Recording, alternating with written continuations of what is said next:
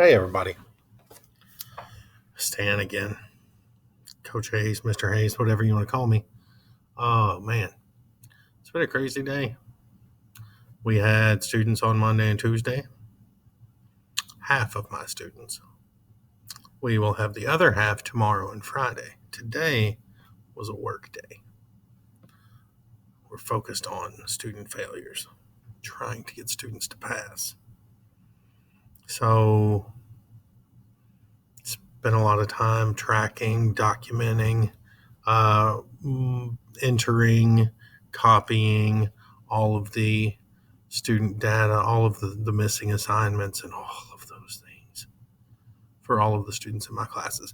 Now, one of the common things with this whole COVID situation and with people being virtual, it's hard to make people do things. When they're not in the room with you, you can't really control what's happening. You can't remind them if they don't show up on the Google Meet at all. You can't even remind them that, hey, you were supposed to have done this and you didn't do this. So I spent a lot of time tracking things and sending messages to parents. So if you're one of those parents and you got a message from me or somebody like me because your child is failing, first of all, nobody wants to get that message, but it happens. So don't get too tore up about it. We just want to remind you of a few things. Number one, your child is not failing because we dislike your child. I love all of my students.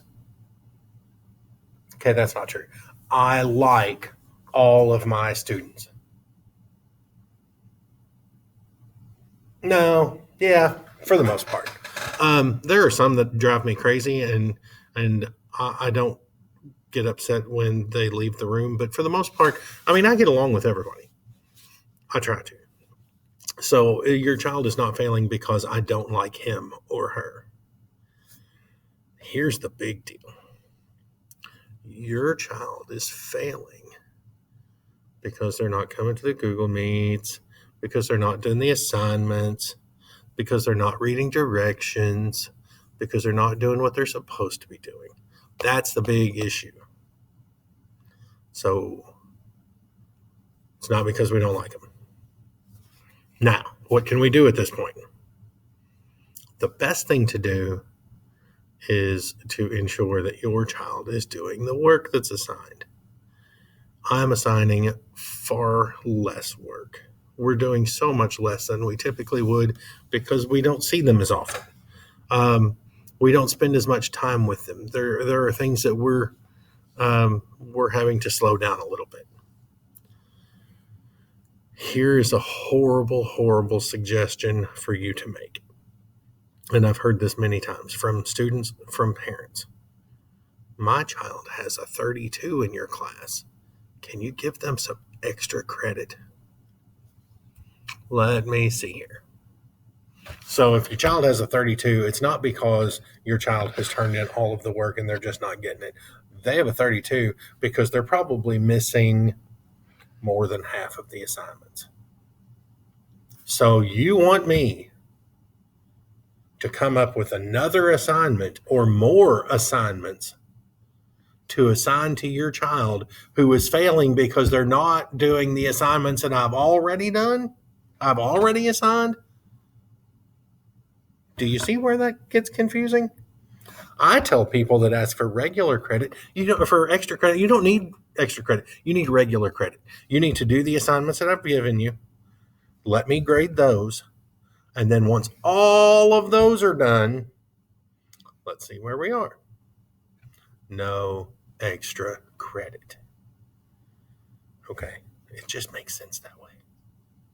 So, before you jump to conclusions and go saying, this parent, teacher just doesn't like my child, that's not the case. It might be the case, but ethically, that's not the case. The case is your child needs to be redirected because you don't want them living in your basement for the rest of your life. So get them to get in line, get the assignments done. And if they tell you, I've done everything, then you say, okay, show me what you've done. Check and see. See what they have finished. See what they don't have finished. Because ultimately, hey, we do make mistakes. So if that happens, I will own it. But if it's your child's just not doing the work, I'm not going to lie to you about that. So keep that in mind. I'll see you later.